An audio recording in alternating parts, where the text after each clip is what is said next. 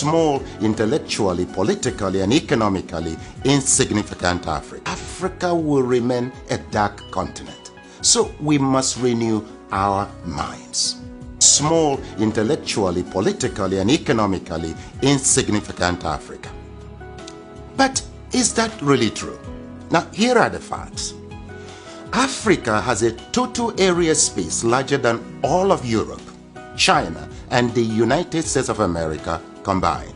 Yes, it is 3 times the area of China, 3 times the area of Europe, 3 times the area of United States of America. Meaning, you can transplant China, Europe, and United States, and several other countries on the Africa continent, and they will fit neatly. Africa is 30.5 million square kilometers and a youthful population of 1.3 billion inhabitants. China is 9.6 million square kilometers and 1.4 billion inhabitants.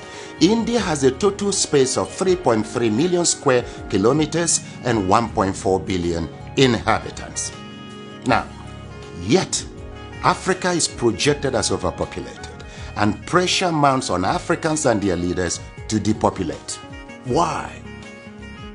Why?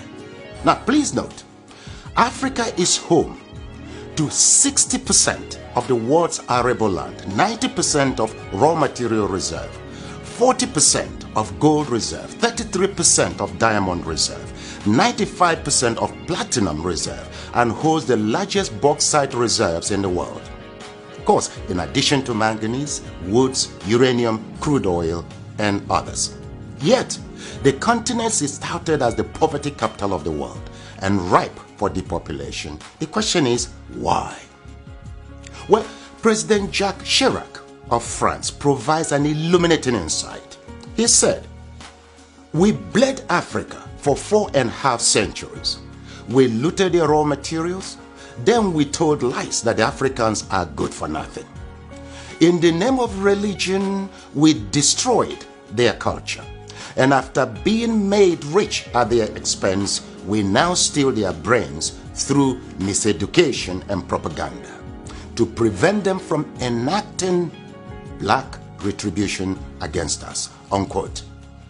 Well, put simply, for over 4 centuries, Africa is not in control of its resources.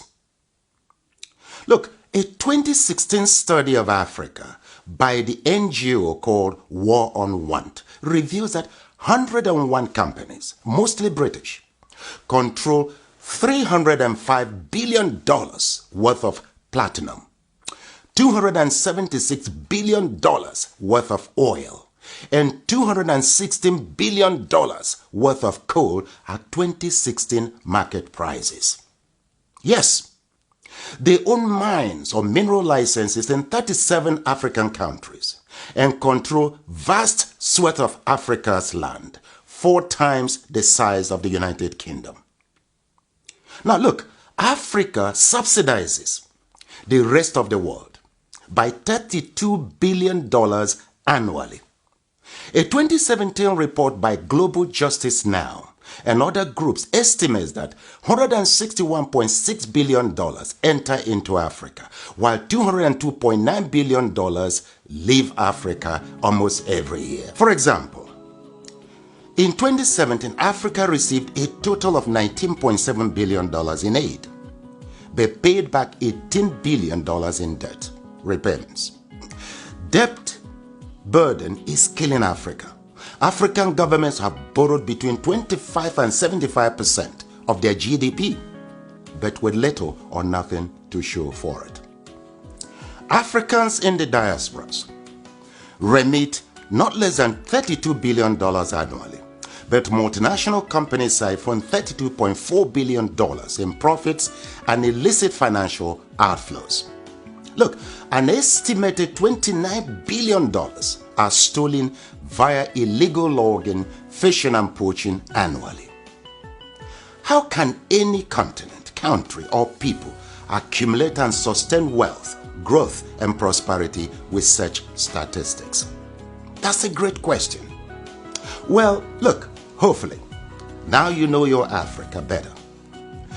Edmund Mbiaka once wrote, "Peace of mind always comes with knowing who you truly are, where you currently stand, where you positively need to be, and strongly believing in its possibility."